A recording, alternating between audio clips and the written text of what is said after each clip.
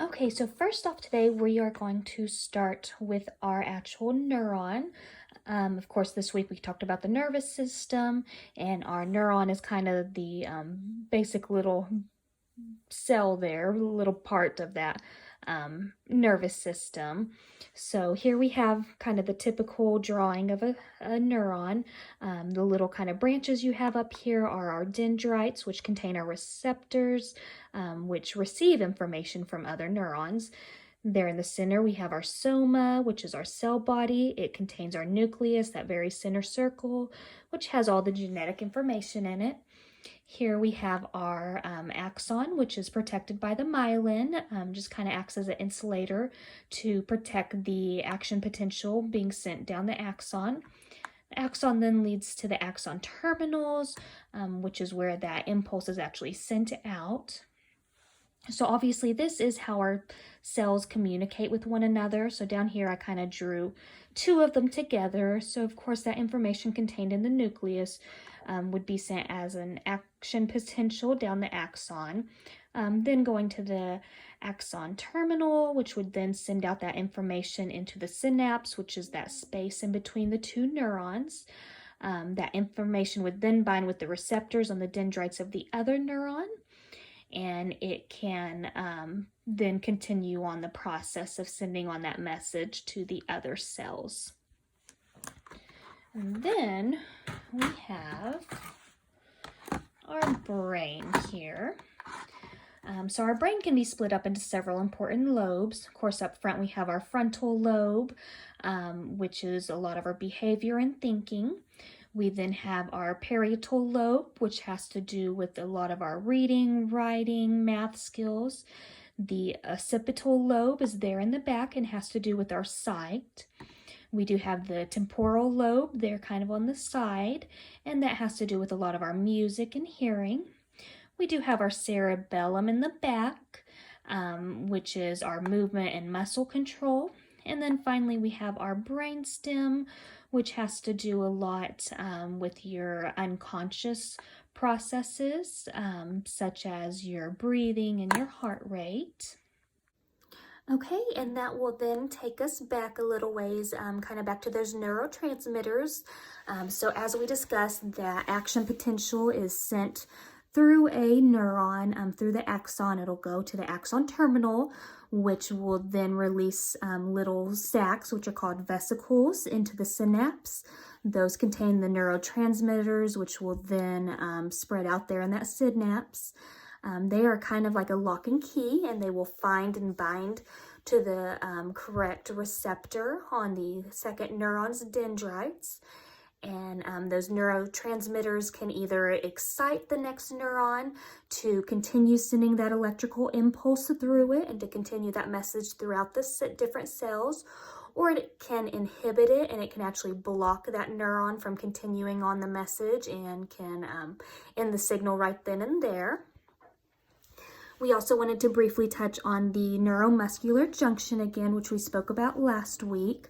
That, of course, is the site of the motor neurons that speak and send messages, impulses to the muscle fibers. By the motor neuron sending it to the muscle fibers, that then tells our muscles to contract.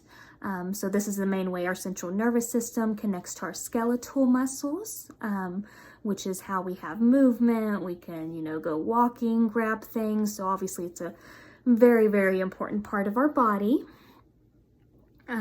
We also wanted to talk about our reflex arc.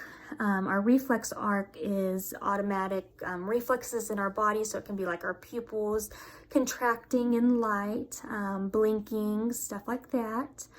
The easiest way for me to understand it was, let's say you are going to touch a hot object. That is going to activate the receptors in the neurons of your fingers, which will then send the information, the impulses down the afferent pathway to the spinal cord, because we want to do this quickly. This afferent neurons there in the spinal cord will then signal and signal the interneurons, which will then go down the efferent pathway The efferent neurons will then go to the muscles and will actually tell the muscles to contract, which will pull our finger away from the hot object. So again, those reflex arcs are just kind of a fast way to achieve something, whether that's to let less light in your eyes so you're not blinded, or to pull your body away from something sharp, painful, or hot. It's just a faster way that doesn't have to go all the way through our brain. Okay, and that obviously takes us to our autonomic and somatic nervous systems, which are part of the peripheral nervous system, which of course is opposite to the central nervous system. So the autonomic system is what you think of your unconscious system, so controls a lot of your internal organs and your glands. It also falls into kind of your fight or flight reflexes. Your sympathetic system is when you're kind of stressed and your heart starts racing, you get anxious and ready to fight or fly, obviously. And then your parasympathetic system is that calming down process afterwards, when your heart rate starts going back to normal and your body just kind of goes back to its baseline. And then we do have the somatic system, which is more of your conscious system, your voluntary muscle controls, so the movement of your skeletal muscles and everything like that. And then finally, the final thing we wanted to touch on this week is the discussion of Alzheimer's. So Alzheimer's is a very relevant disease nowadays. It affects many different people, and we don't have a cure for it still. So it can actually be caused by a buildup of proteins in your brain. These proteins can kind of glob together and form plaque, which can then damage your neurons in your brain. They can damage them so they can't repair. They can actually cause the neurons to die off. And then also that plaque will simply build up in that synapse and cause them to not be able to communicate effectively. Therefore, those messages aren't being transmitted. It typically begins first in your memory areas, and then can take over your language areas and behavior.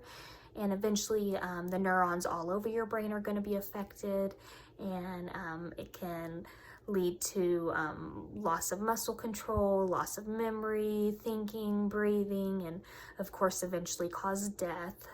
So this is a very, very important disease out there, something that needs to be studied more, and hopefully we'll be able to find a cure in the future for that. So yeah, that is just several things that we discussed about when we were learning about the nervous system this week.